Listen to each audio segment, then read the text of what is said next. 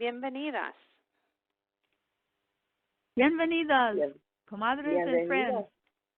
Bienvenidas. Bienvenidos to our March 2021 teleconference. This is Karen Gonzalez, Las Comadres para las Americas Denver Book Club Coordinator.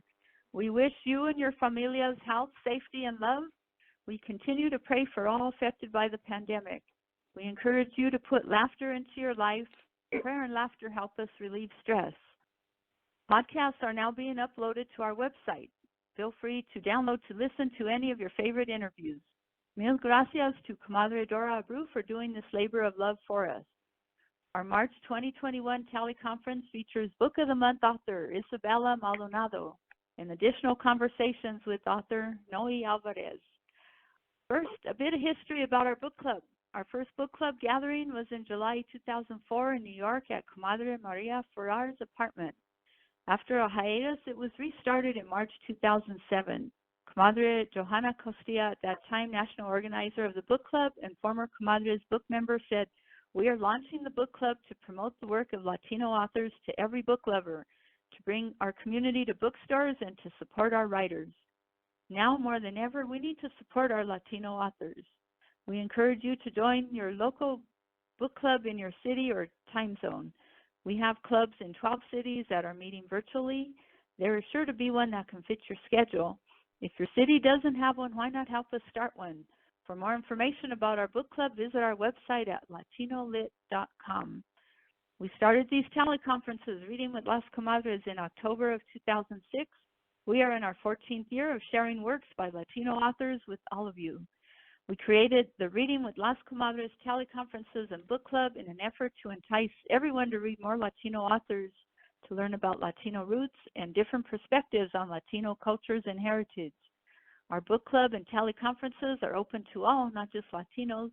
We are creating a space for everyone to explore the Latino writer's mind and soul as portrayed through the written word. So please invite others to join us. We are very grateful to the publishers, Thomas and Mercer and Catapult, for their support of this teleconference with free books. For more information about the authors and publishers, visit our website at latinolit.com. Our Book of the Month author, Isabella Maldonado, will be interviewed by Gabby Huesca. Let's learn a little bit about Isabella. Award-winning author Isabella Maldonado wore a gun and badge in real life before turning to crime writing. The first Latina to attain the rank of captain in her police department, she retired as the commander of special investigations and forensics. During more than 2 decades on the force, her assignments included hostage negotiator, department spokesperson, and precinct commander. Selected to attend the FBI National Academy in Quantico, she uses her law enforcement background to bring a realistic edge to her writing. She lives in the Phoenix area where her uniform now consists of tank tops and yoga pants. Instead of bad guys, she chases around her young son when she's not handcuffed to her computer. The Cipher, the first book in her new series featuring FBI Special Agent Nina Guerrera, was published in November 2020, and the sequel, A Different Dawn, will be published in August 2021. Our interviewer, Gabby Kim Huesca, has been a part of the Washington, D.C. area Comadres Book Club for 8 years and has served as volunteer coordinator for the past 4. She is an avid reader and works for the D.C. Public Library, where she works with children and teens. Comadre Gabby, take it away. Good evening, everyone, and hello, Isabella. I'm very, very excited to be speaking with you this evening. I am excited as well. Well, thank you for taking the time to speak with us. I have a combination of some personal questions and literary questions and questions from our readers. And so I'm going to try to pack as much in as I can in the next 25 to 30 minutes. I'm ready. I guess, awesome. I'll jump right in.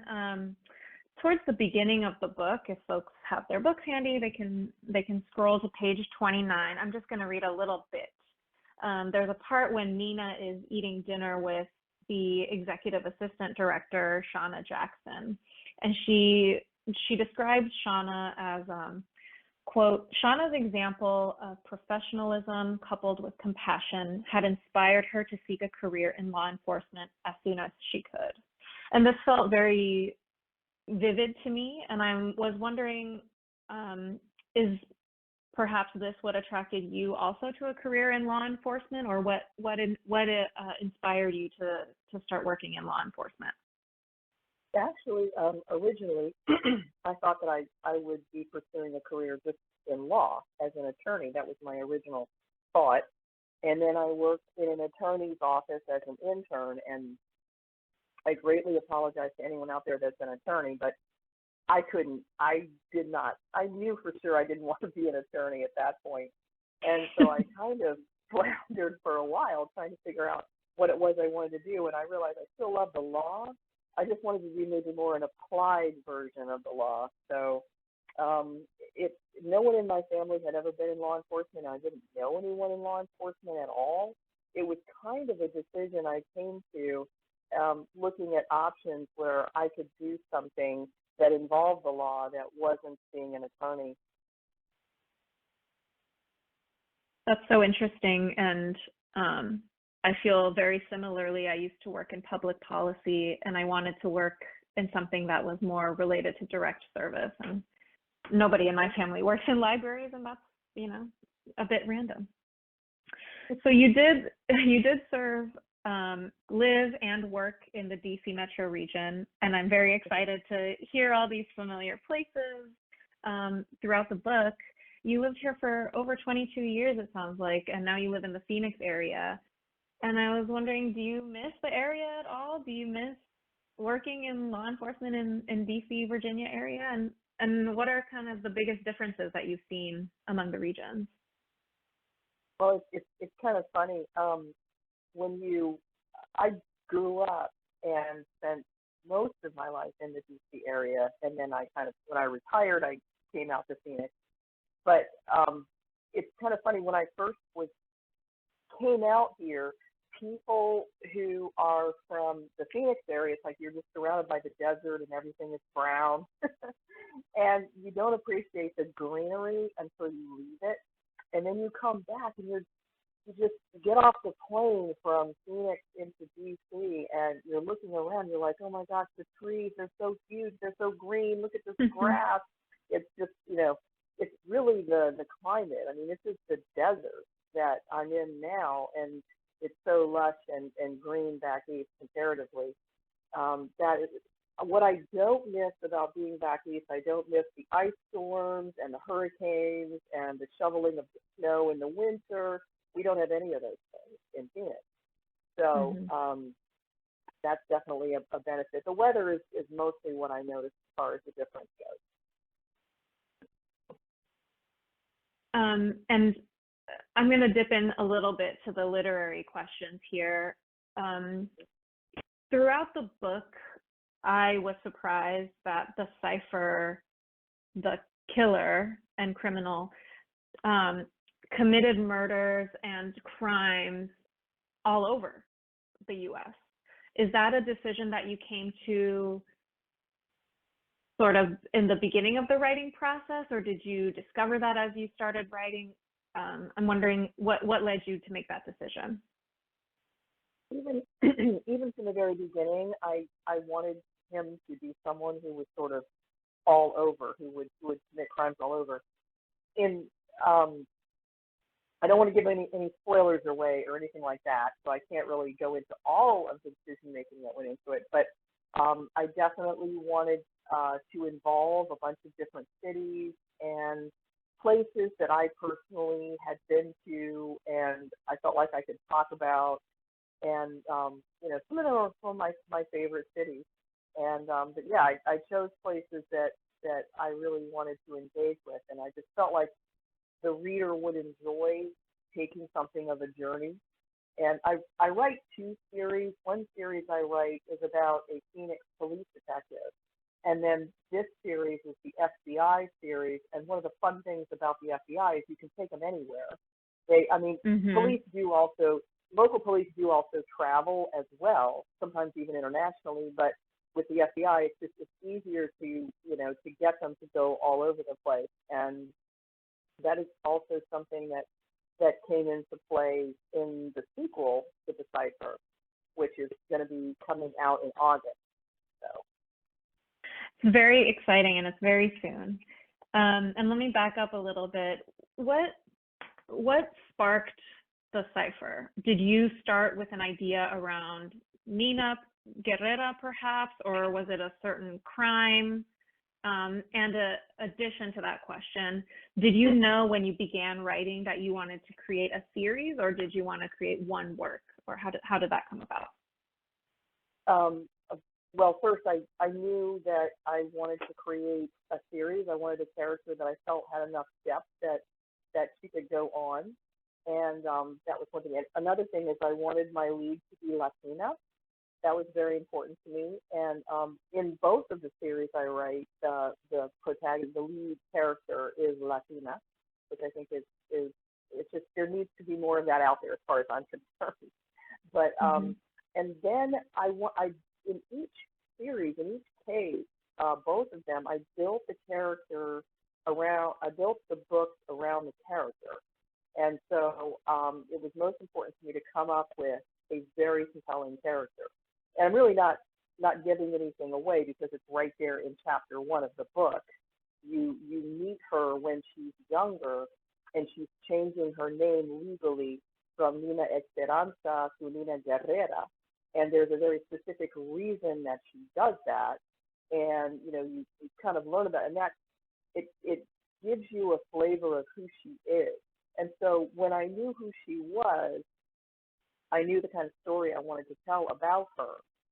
And I knew that there was so much going on that I could write more than one book about her, because she has so much. She had a hard life and a lot to overcome and a lot of difficulties growing up in foster care, and always kind of being made to feel like an outsider. I mean, these are compelling issues, and so I started with that. Yeah, and going off of that, I noticed that not only in Nina's story, but in so many of the other characters that are featured throughout the book, foster care is a theme, a recurring theme. And I was wondering why did you want to incorporate, I guess, that theme into the whole plot? Well, in my line of work, I dealt with so many children and young people, and then also adults who grew up in the foster system, or who are in the foster system, and it's very, very compelling to me to see how that affects their lives and the trajectory of their lives. And in some cases, one of the things that I made her life difficult is seeing how that plays out when you have someone who has experienced trauma. Sometimes it devastates them. It devastates their entire life. It devastates the people around them. And other times, they manage to somehow overcome, and they make such a stunning success of their lives. And it's fascinating how that occurs. Someone who is damaged, and sometimes almost like physical damage, the scar kind of heals over and can become thicker than regular skin and can make you tougher. It's like forming calluses on your soul. And so, with some people, they are able to do that. And with other people, it just doesn't happen. They are broken souls. And so I just wanted to sort of tell the story of someone who had suffered greatly, but who was in the process of overcoming all of that, and the courage. Yeah, I was really struck by how you were able to share Nina's story and reveal a lot of her trauma without it being too centered around that. It was kind of like a way of acknowledging and respecting her and giving her space as well. And I was wondering, I read a couple of your written interviews that are online, and it sounds like you do a lot of research before you write. And I was wondering if you had to reach out to other folks from other, I mean, did you draw upon your personal experiences, and then did you have to do any additional research for this book? Yes and yes. It's funny because I'm actually in the process of writing an article for a publication about that, because that's an excellent question, because they asked me the same question. And one of the things I like to make clear is, I mean, yeah, I've spent 22 years in law enforcement with a gun and a badge, and that does give me a lot of experience to draw on. But, and this is a huge caveat, law enforcement it's changing all the time. Everything from technology to policy and procedures to science and everything else that goes into it. And so you have to always keep up. And so I had to do tons of research, and I did lots and lots of reading, lots of interviews. For the Guerrera series, you know, I had to speak with FBI agents and do lots of reading from the behavioral analysis specialists and things like that to make that authentic, but also speaking to the agents themselves to try to make it as accurate as possible. And with the Cruise series, the Detective Cruise series, which is the other one I write, that I had to go all over Phoenix and talk to people on the Phoenix Police Department about that, and including the lab director, even though I was the commander of special investigations and forensics. Forensics change, it's the constant change. It's just unbelievable, you know, and so you have to keep up to date. And one of the fun things that I put into the Cipher was when I went to, I still attend regular training at the FBI National Academy. Annually, they have a conference. And I had learned about some of the latest things that the FBI is doing, and I couldn't resist putting some of these cool technologies into the book. And that's where the character Kelly Brecht comes in.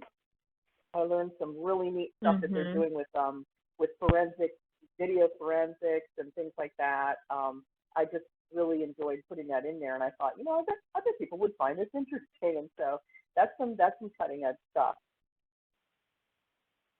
Yeah, that's awesome. I was going to bring up that something that I I am personally fascinated by true crime, and I do think that there has been a rise in popularity in terms of consumption of TV shows or podcasts that focus on true crime cases, and I was wondering what you think about that, if you ever listen to or watch anything.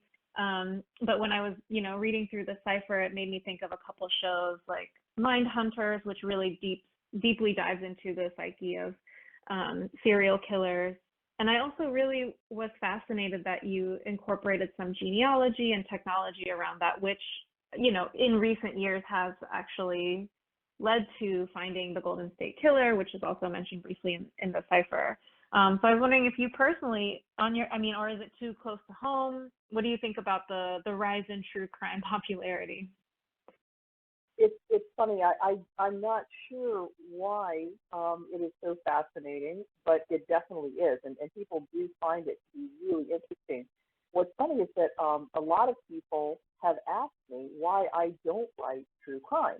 They're like, hey, you know, with your law enforcement background, all the cops could talk to you, and, you know, you would know how to conduct interviews, and you could interrogate people, and you could, you know, it's true. I could do that, but at this point, I don't want to, you know, never say never, because every time I say never, I end up doing what I say I'm never going to do. But at this point, I have zero plans to write true crime, and the reason being is, you know, after 22 years of seeing it, and the frustration of it is that in reality, murder in particular, and very often, is such a senseless crime. I mean, all crime is senseless to a degree, but a lot of it is just irrational killings done by people who are high on drugs or extremely intoxicated or panicking or whatever. I mean, like it's just senseless.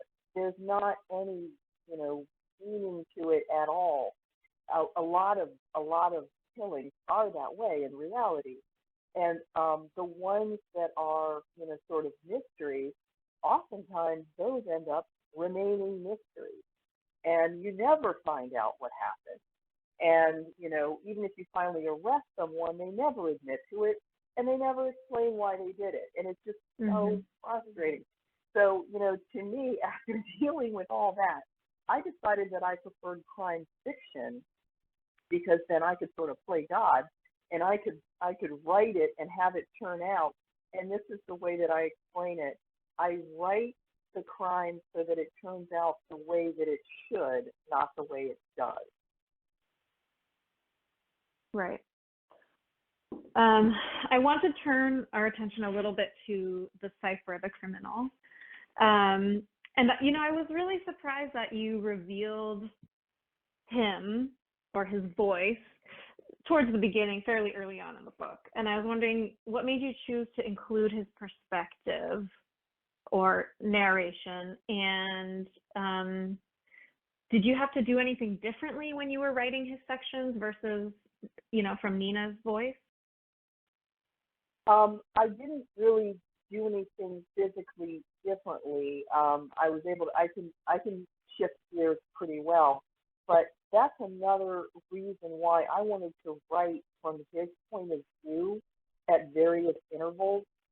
I love doing that because, again, it's exactly like what I was talking about before, where in real life, in real crime, in a real police investigation, you don't get to really see it from the criminal's perspective for the most part. All you can do is extrapolate. All you can do is interpret the evidence and make your best guess. Because even if the perpetrator confesses to the crime and tells you why he did it, a lot of times he's either A, lying, or B, deluded. So he doesn't even really know why he does what he does sometimes. And so that's why I just had such a strong idea about wanting to reveal his mindset and his perspective, because it's so hard to get into that. And so I thought that the reader would also, it's all about the reader. When I write, I mean, that's who I write for, is the reader. And I thought that the reader would enjoy being able to see inside the Cipher's mind and see his logic for what he does, twisted though it is. That's the other thing, too, that I have learned, and this is something that's true in real life as well, is that everybody is the hero of their own story. No matter how despicable they are, and they can admit to you that they've done terrible things and whatever, but they have to make it make sense to themselves. They're their own hero. They make up the story and interpret it in a way that makes them be able to sleep at night. And so they have their own way. And so I wanted to reveal what that way was for this particular individual, as horrible as he is. Yeah, I found him to be really fascinating, and I think you incorporated just so many different things into this book, including obviously the riddles and the puzzles. And I was wondering if where did that come from? Did you know from early on you wanted it? I mean, obviously the title is the Cipher. Did you know what types of riddles and puzzles you wanted to include, and where did you kind of find those? And did it come from an actual case? I'm curious about that. Yeah, and especially because you're from the D.C. area, you are really going to appreciate the answer to this question. Because, yeah, it absolutely came from a case from that area. When I was in law enforcement, when I was on the department, it came from the D.C. Cipher case. And if you remember, and the nice thing is, anybody who's listening to us talk, just about anywhere in the world even, everybody's heard of that case because it made international news, not just national news. But, and I remember because I was kind of at the center of the news part, because at that time in my career, I happened to be in charge of our department's public information office. I was the one who ran that office. And so, oh my God, yeah, wow, yeah, 3 weeks, no sleep. But there were reporters literally from, Japan and from England and from, South America. I mean, there were reporters from everywhere, and they were in DC and they were reporting on this, and I was, dealing with, in addition to the local media and the national media and everything else. So I mean, it really made a big deal. So I imagine that anyone listening would probably be familiar with the concept of the Beltway sniper. Well, the reason that stuck with me, first of all, is just having to live with that whole situation and what a nightmare it was in so many ways. But if you recall, um, there were the two suspects, Muhammad and Malvo. Um, the older one, Muhammad, he would leave communication. And first, it started when he left like a tarot card or something like, at the scene of the crime. This has all since been disclosed. We couldn't disclose it when it was happening at the time, all of it. And then some of that leaked out, and the media got all, jazzed up about it, and they were reporting on it, and people in the public really got interested, and so that fed him. And then he started engaging directly with the media, and then he was forcing the police chief to say things during his news conferences, and coded messages, and it was all done through the media. So, I cannot express to you what a nightmare that was for us in law enforcement. That's like the worst case scenario. All kinds of people just involved in the investigation, and and then the public in a total panic and everything. And I wanted to sort of capture that feeling. But what I did was I updated everything to 2020, 2021, I guess, or 2020 when the book was written a few months ago. It came out, but I wanted to update it, and I thought, what would happen today?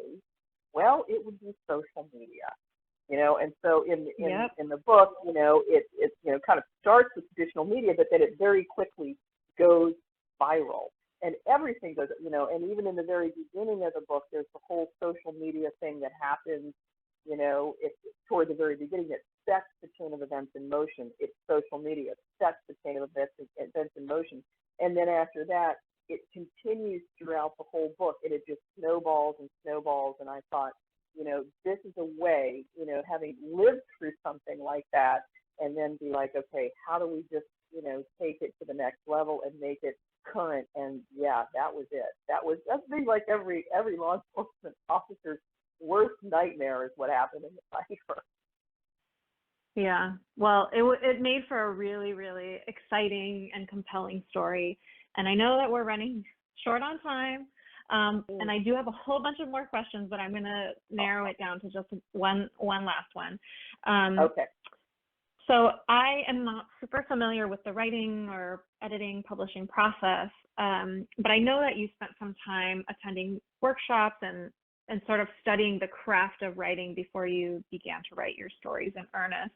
And I suppose it's kind of for the aspiring writers in our group and also the really avid readers in our group. I was wondering, what are kind of some of the most helpful takeaways or lessons that you learned in the writing process, in your writing process? The first, I'll keep it real short and simple. The first and most important thing is to go to conferences. I know that sometimes they can cost money, but a lot of them, are kind of like, you have local writers groups in your area, and some of them have local writers conferences, and you can network there. You can meet other either writers or aspiring writers. You can learn about, what sort of materials and things, and then definitely joining those groups. ISLA, the International Society of Latino Authors, is a really good one, and as is Sisters in Crime, Mystery Writers of America, International Thriller Writers. There's all kinds of things, and if you're into writing romance, there's romance writers. There's one for everything that you can imagine. But just working hard to study the craft of writing and getting your hands on reference books. And if writers' conferences are out of reach financially, then you can even get from the library tons of reference books on the craft of writing, and that doesn't cost any money at all. And most of the writer groups are very reasonable to join too. Some of them are free, but I recommend. Well, as someone that works at a public library, I really appreciate the plug for the public library. Thank you so much for chatting with me. I know that I am speaking on behalf of many of our comadres that we're really excited to read A Different Dawn, which is coming out in August. And I also heard some whisperings that there might be, the Cipher might be coming out on Netflix, and J-Lo might be involved. So very excited for future ventures. J-Lo is starring in it. She's going to play Nina Guerrera. That's awesome.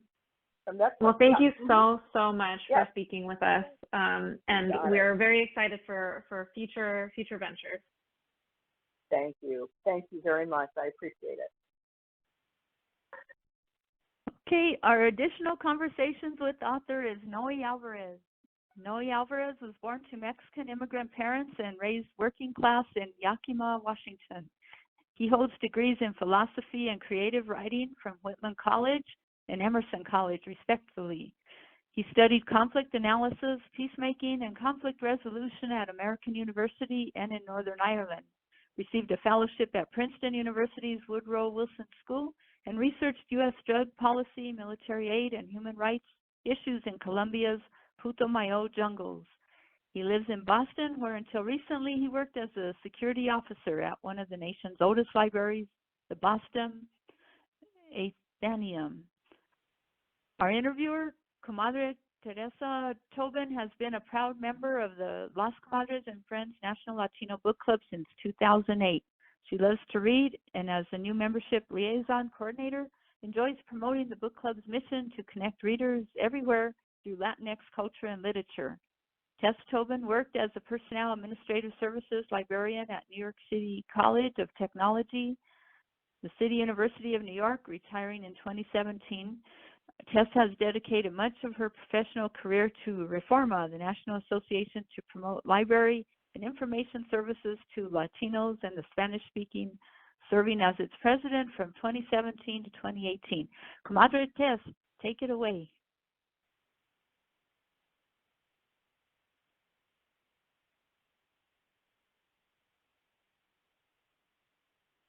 Hello? Hello.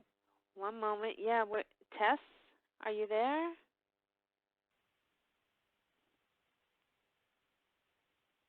Hold on.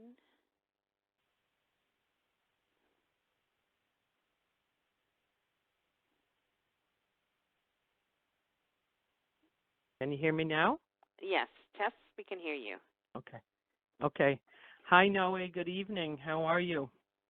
I'm doing well. It's a pleasure to be here with you all today. Yeah, we're so glad you could join us this evening, and we thank you so much for taking us on your journey with the Spirit Run.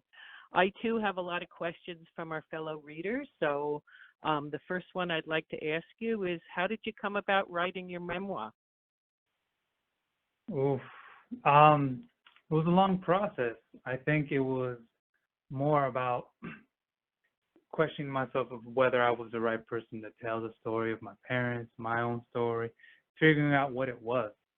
It was a long process of sort of deciding whether to out my family in something like Spirit Run, where I share deeply personal stories of my past and my family. And so it was more about contending with whether it was the time for me to put that story out there. But when I got down to doing the writing itself, it was fairly quick, right? It was taking it piecemeal at a time. It was an act of remembering, right? And I think that itself was, I had to take my time with that act of remembrance. I had to sit often and sit with my journal and sit with the past and try to sort of sit with the ups and downs of that journey.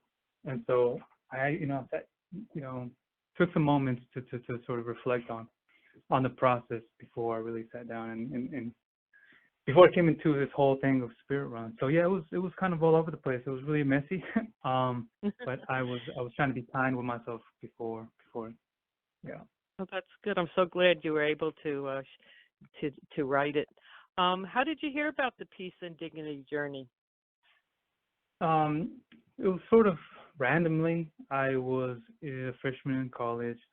Um, it was a culture shock on so many levels. All my life I've been working towards going to college. Didn't actually think I'd get into college, and then when I did, I didn't know what to do in college. Didn't know about mentorships. Didn't know about establishing community, and so at every opportunity, I was skipping class. I wasn't doing too well, and then a friend of a friend invited me to a conference in Oregon, and we sort of just skipped the day, skipped the class, and we drove to the student activist conference in Oregon. And there I met an elder who was a co-organizer of the run, who spoke about the run, and it just pulled me in immediately. The way he was talking about this movement about running, this movement about carrying your story forward, preserving your culture via running, and it was just the most beautiful thing I've ever heard. And I told myself I knew then and there I had to do this. This was the education that I was looking for.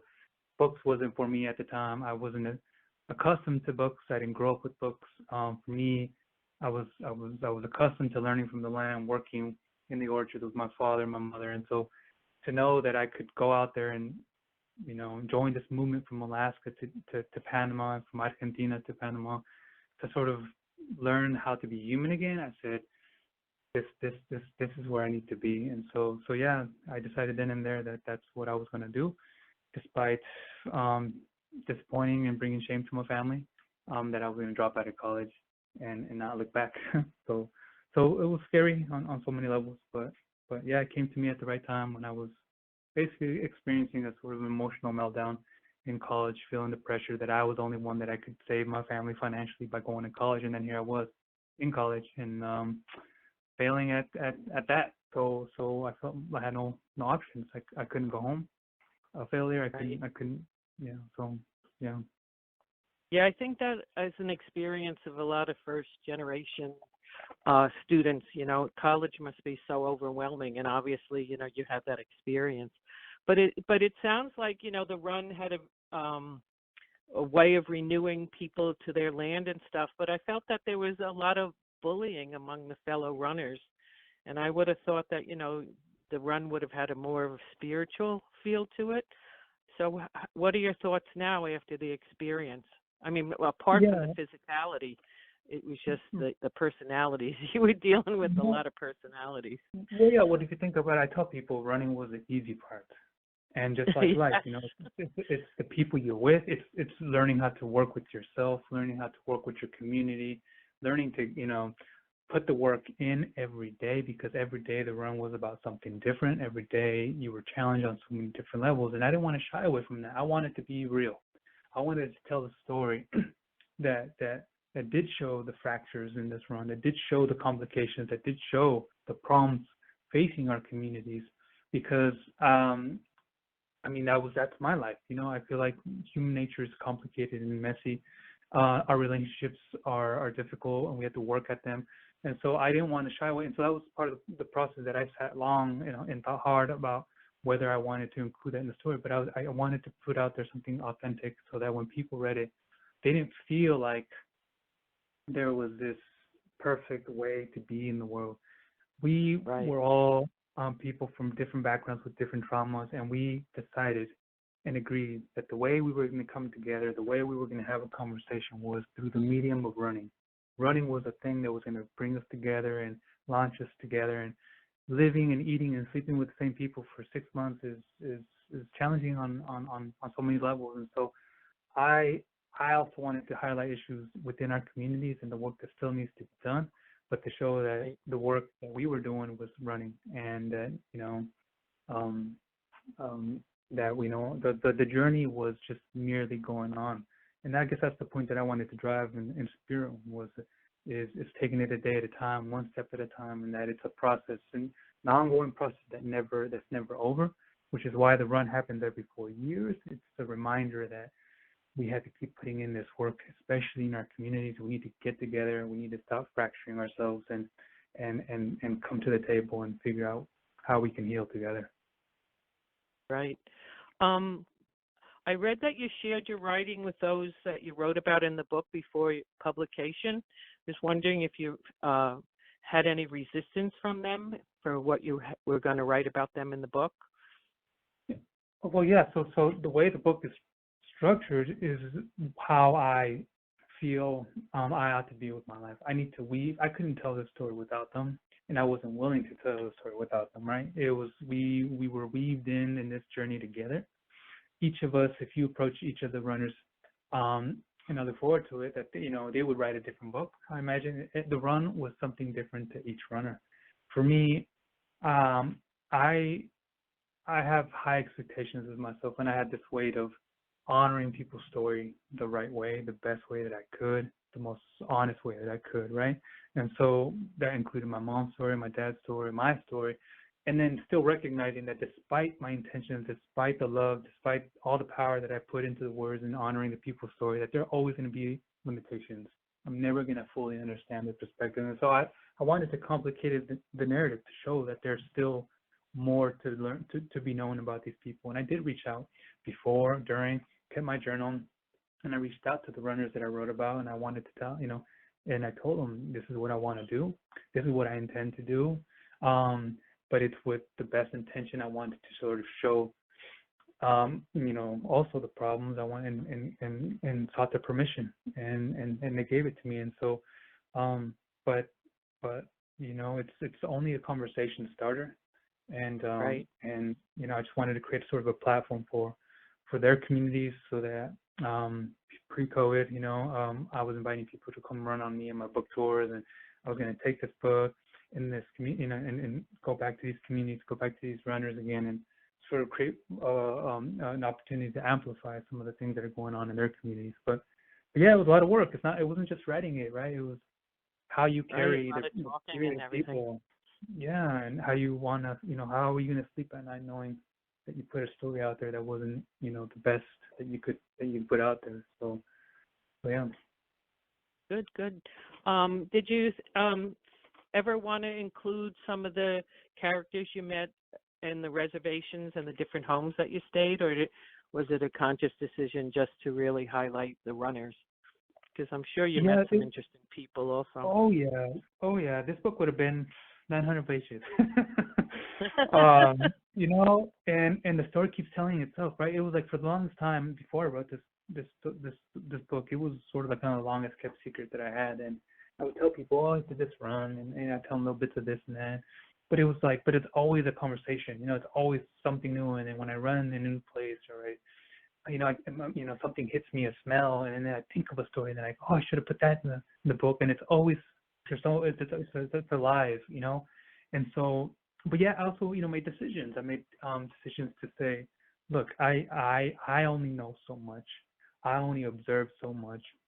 I can only say so much, but I don't want to be the person speaking for other people, right? I wanted to introduce names of communities. I wanted to introduce this run as best as I could to the world in a way that made sense to me, so that people can make their own investigations and join this run and ask those questions, and go into those communities and find those stories themselves. I didn't want to tell the stories for them, right? I just wanted to keep it to, I don't know, I just wanted to be responsible with how I launched my words, right? Because there's power in words, and and so I was always thinking, how do I bring attention to these communities, and so that they can take it from there and pass the torch, so we can have an ongoing conversation. Good. A comadre wanted to know if you've ever returned as a tourist to any of the places in Mexico or Guatemala, and if so, did you get a different impression of the people? If I returned where? Sorry? Along the places where you ran through, if you ever have gone back to see any of those places? Oh, that's a great question. A lot of these runners I haven't seen in a good while. My whole thing was to circle back with this book and do the run. I was actually going to plug myself into this run this year in portions, especially in the Northwest region where I'm from.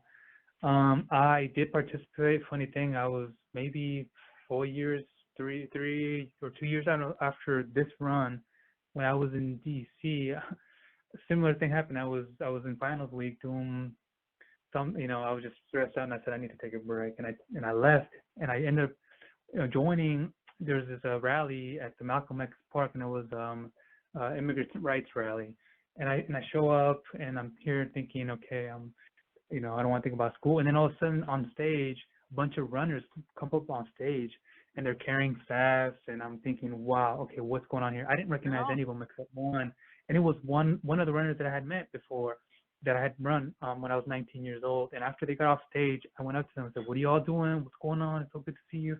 And they've been running from California to New York. And I said, okay, I got to do this. So, and then I convinced them to let me on. I had to join them the next morning at 3 a.m. And I went back and got my stuff. And my roommate was like, what are you doing? You got finals? And I said, I don't care. I'm leaving. And I joined them, and I ran for 3 days to New York because I wanted to finish a run, right? And I wanted to sort of bring it back. And I didn't know how I was going to get back. I've never been to New York. But luckily I came back in time to finish my finals, whatever. But it's just that's how it happens. PDJ finds you that way.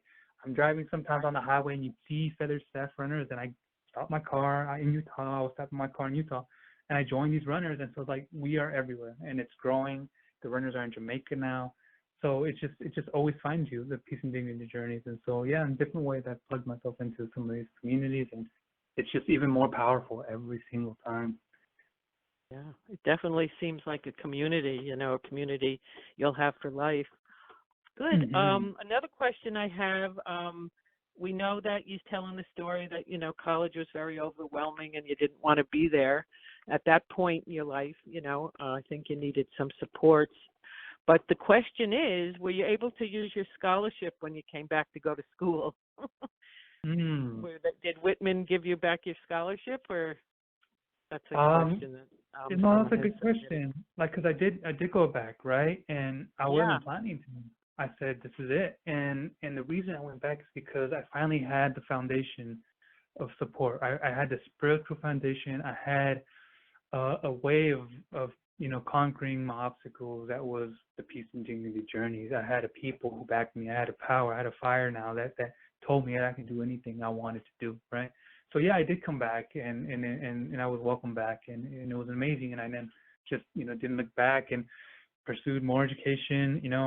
I'm a really curious person. I think it's very important for people to stay curious. It's healthy for the mind. It pushes us past our comfort zones and forces us to sort of engage with newness and people and heal, and bond with outside communities.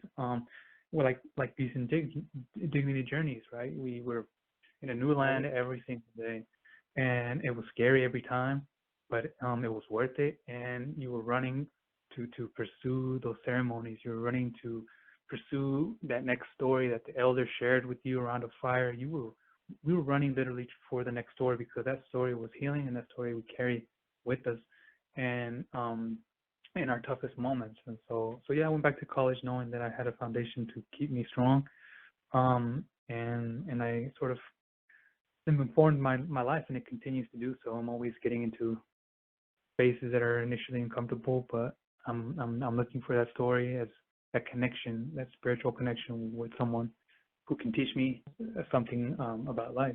So yeah. Right. And then you relocated to the East Coast, and then you got an MFA at Emerson. But then at the end of the book, you talk about, you're seeking your spiritual and physical truths elsewhere with your running, and that you don't think that a college education is what you needed. So I was just curious how you felt about that, and can you explain what you were trying to tell us? Yeah, I mean, I feel like too many people are being left out, right? I think there's just a very regimented way of pursuing knowledge, and unfortunately, too many people get left out.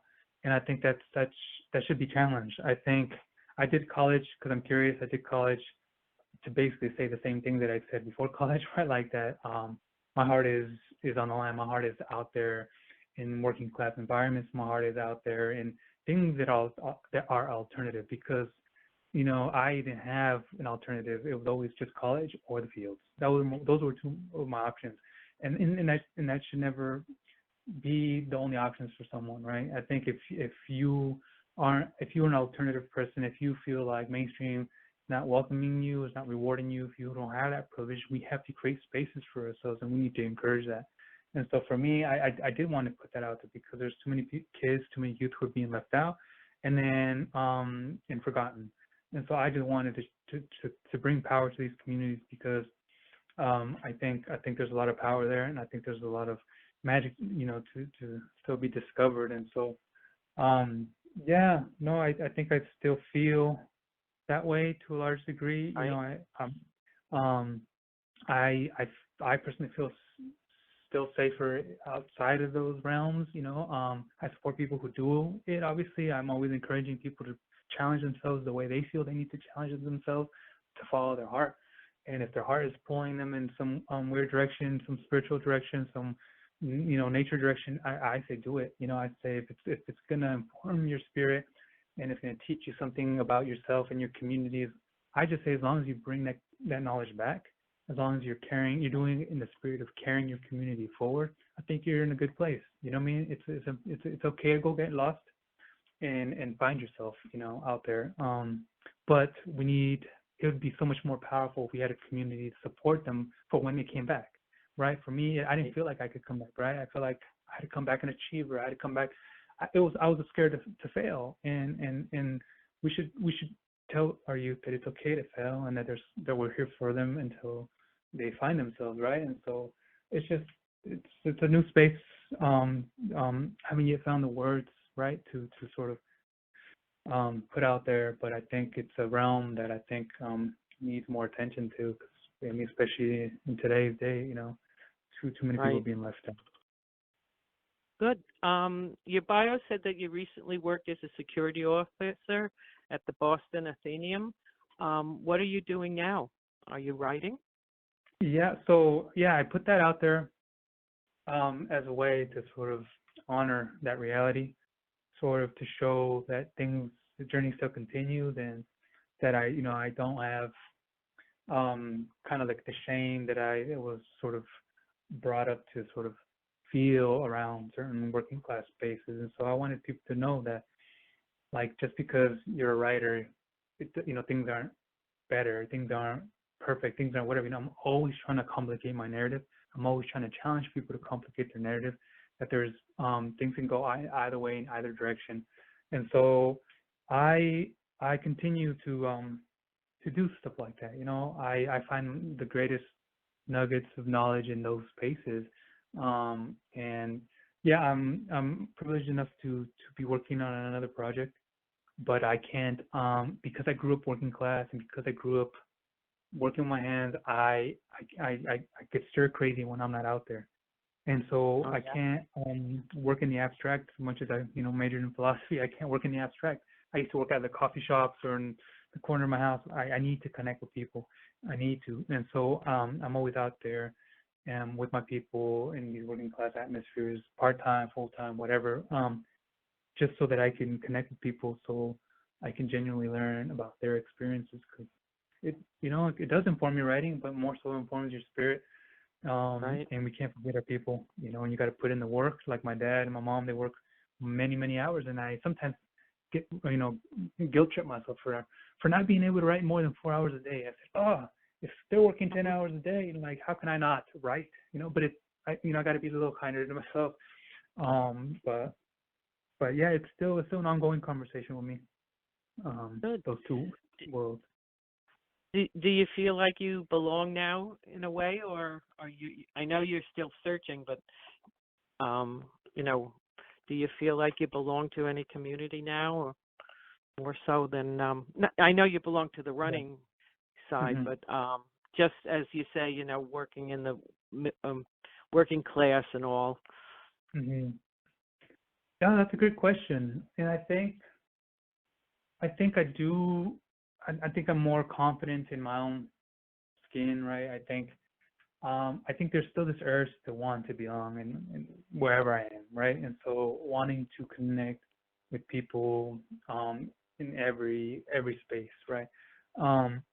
But I do still feel like there's this middleness, right? I'm in this privileged middle, or whatever. I mean, like I'm not fully in my parents' world, but I still, sort of honor that world. I still engage with those people, right? And then the educated side, right? And then so I'm everywhere. I'm sort of moving between, but I think I'm still on this middle ground that I'm trying to establish for myself comfortably. That like I'm trying to pull aspects of all these worlds into something that works for me, and then I'm thrusting that into the world so that people can do the same, because I think we're part of many pieces in this world, and so we're not just one. And I think that's what we are in today's society, right? We're too divided and too we don't recognize that we're made of many parts and many layers, and that's why we're getting so much good art there, so much good writing, so much awesome voices, because they're speaking to these experiences, these realities of different fragments that we're composed of. So yeah, I'm still chugging along, trying to. That's great. I mean, it's a long journey, has a lot of sideways and ups and downs, but it's always a journey. Well, that's all of my questions. I didn't know if you wanted to end telling our readers anything, or if you had any closing words that you want to leave with us. Just I appreciate that. It was great talking with you. Reaffirming that running is a healing act when you dedicate it to something greater than yourself. So whatever running is to you symbolically, whatever it is that empowers you, so long as it's sort of you're doing it to carry your community forward and doing it something that's sort of dedicated to something greater than yourself, I think you'll find your place, right? And I feel like whatever that is, I think it's important for people to hear, and I want you all to hear that as well. But yeah, thank you. It's been great talking with you all. Yeah, I hope you continue to follow your heart. It sounds like you are, and thank you for sharing such a personal story with us. And the Las Comadres and Friends Book Club, thank you so much for being with us tonight, Noé. And we wish you the best of luck where your journey takes you next. Thank you. Okay, thank you. Comadres Isabella, Gabby, Tess, y compadre Noé. Yeah. We are so grateful for the insightful interview and for spending time with us this evening. We enjoyed the sharing of perspectives and insights from your work and your life. We treasured the opportunity to learn about you, and we feel more connected to you. We thank Thomas and Mercer and Catapult for their support of this teleconference and for their generous gift of books for winners of early registration. We thank our audience for taking the time to join us for this teleconference, and thank you for those that submitted questions. We'd like to thank Comadre Maria Ferrer for the media coordination and the Twitter chat, and to Comadre Dora Abreu for the web work that she does for us. Without this volunteer leadership team, this book club and all the associated work would not happen. Mil gracias. Please remember to support our authors by writing a review of their books on sites like Amazon, Goodreads, Barnes & Noble, etc. Those reviews carry weight with the publishers as well as with other readers. Buy books to support our authors, and if your library does not have a book you want to read, ask them to order it. And please, attend your local book club meetings and bring a friend or two. Remember, it's open to everyone, men and women, and not just Latinos. This coming April, we have 3 books for you to choose from as we celebrate poetry and children's title. Our poetry book of the month is Fractures by Carlos Andres Gomez, published by University of Wisconsin Press. Our children's book of the month is A Sled for Gabo by Emma Othegay, published by Athenaeum Books for Young Readers. And our additional conversations with title is a novel, The Lost Book of Adana Moreau by Michael Zapata, and published by Hanover Square Press. Our teleconference for April will be held on Monday, April 26, 2021. Once again, we are keeping you all in our thoughts and prayers through these times. Thank you for your continued support of our book club and Latino literature. Mil gracias to all. Stay safe and wear your masks. Buenas noches.